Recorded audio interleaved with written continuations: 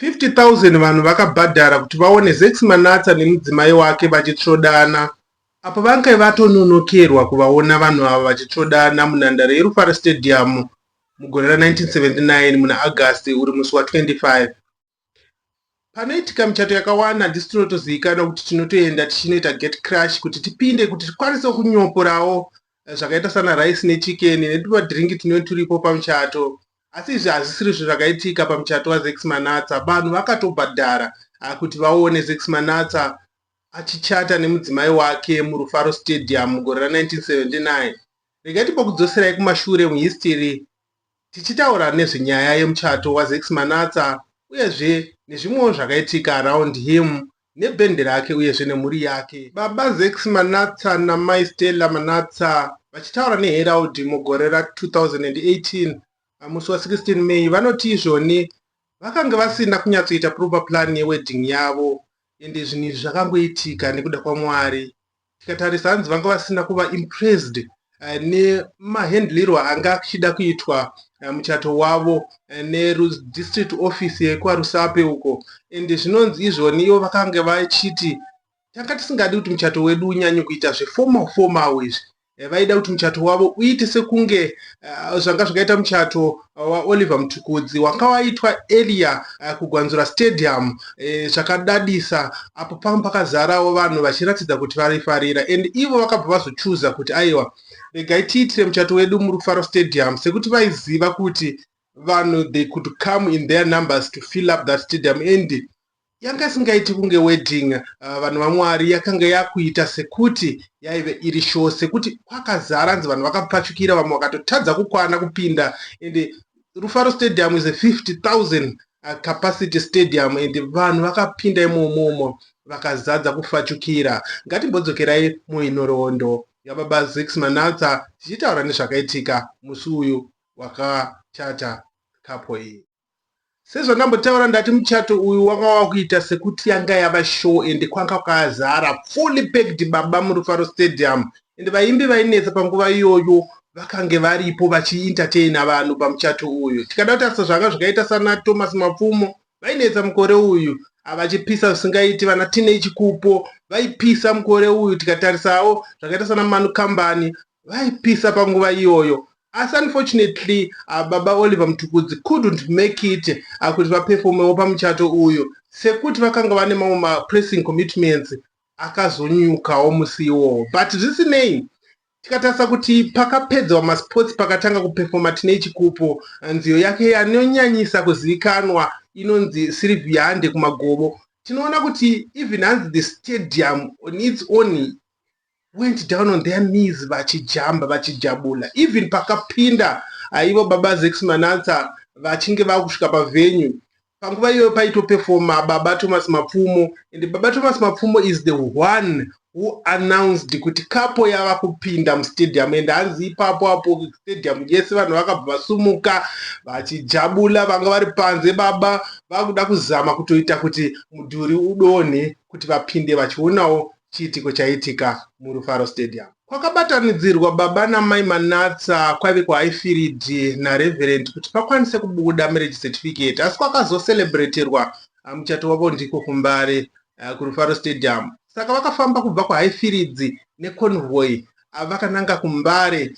Uma munzira vaisangana nevanhu vaitofara vachivaomberera maoko ende vamwe vachimhanyisa mota, vamwe vachiita sei zvichiradza kufarira muchato wavanga vachiita. And tikatarisa kuti even paMbare apo paZBC apo paMbare apo panga pane madrum majority vanga vakatomirira ipapo kuti vachivakambana kubva ipapo paZBC Mbare Studios kuenda navo muRufaro Stadium. And vanhu vakawanda even along the way vaifara. And according to them pavaitaura neHerald mugore ra2018 muna May vanotaura kuti izvoni takatoshamisika nerudo rwaiita vanhu even pataifamba murodhi tichienda kunanga kuMbare ikoko. And vanoti vachipinda mustadium chishamiso chakaitika. Everyone was just happy and they were surprised kuti vanhu vangatobhadhare neuwandu uhu kuti vaone tichichata. And ukada kutarisisa ipapo apo according to Mr. Manatsa vanotaura kuti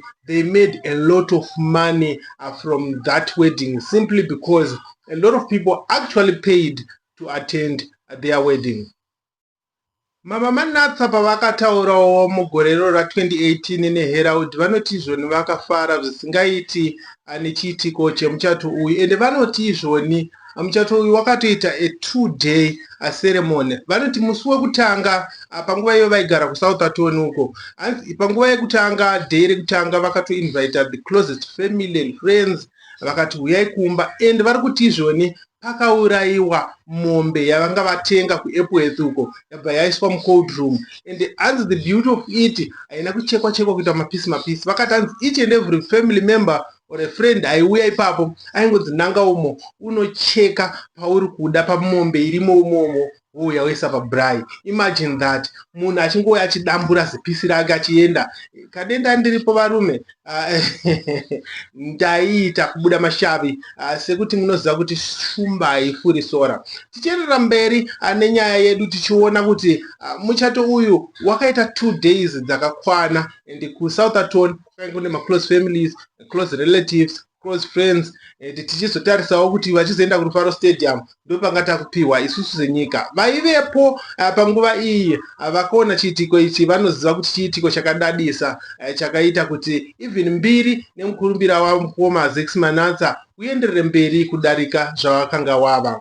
Kune ma2K vasingazivi kuti Baba Manatsa ndiani. Baba Manatsa muimba akaita mukurumbira kuma1970s uko, tichinopinda kuma80s, tichinopinda futi kuma90s.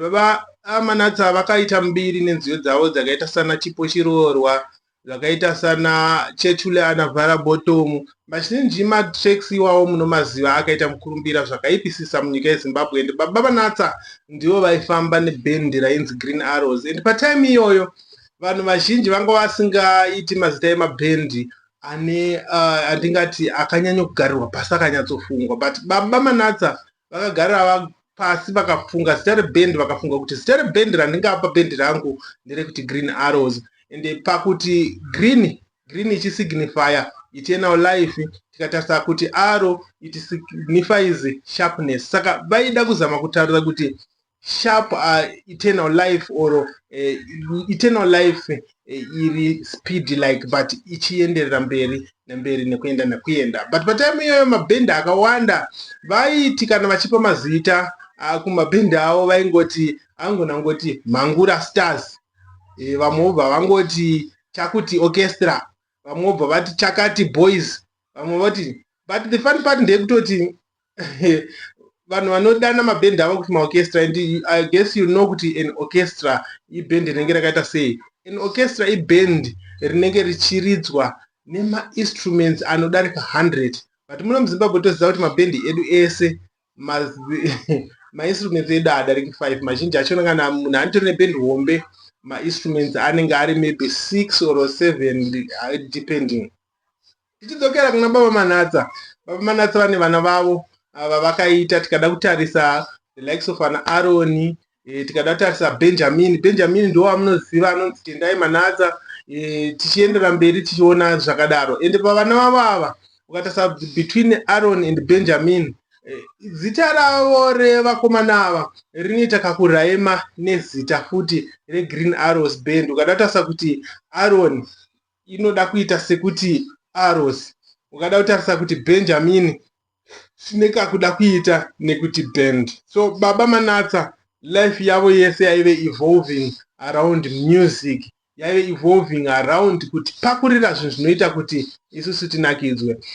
Muchato, tichidzokera kumuchato muZimbabwe, Baba Manatsa ndinovimba kuti is one of the few artists vemukore iwowo kuma1979, 80s and 90s vakakwanisa kugara nemudzimai wavo wavakatanga kuroora, meaning to say kubva pavakangowanana naMama Stella, ndiye ega akaita mudzimai wavo Mama Stella kubva muna 1970 chakuti ikoko kuzonosvika pavakatisiya Baba Manatsa. Ende zvinoratidza kuti Baba Manatsa vaivhaliwa family, vaivhaliwa chinhu chinonzi matrimony. Ende tikada kutarisisa izvozvo mavalues iwawo tinomaona even kumwana wavo Tendai, watinoti zivei nekuti ndiye anonyanyoita zvemabhendi tinoona kuti iye nerudo rwaanarwo kumudzimai wake Selma Mutukudzi zvinoratidza nekudadisa nyika yeZimbabwe, ende zvinoratidza kuti hanzi the apple does not fall far from the tree. Hapana panoti watema mango panapa yonodonhera kumutohwe. Aiwa, tinoona kuti kana zvakaramba zvakadaro, even vana vavo vadiki ava, vana Tendai Manasa, vachangoitawo the same kumadzimai avo. And for now, it's a bye-bye. Tichakubatai next time, but tinouya next history yakanetsa muZimbabwe. Today in history. It's a bye for now.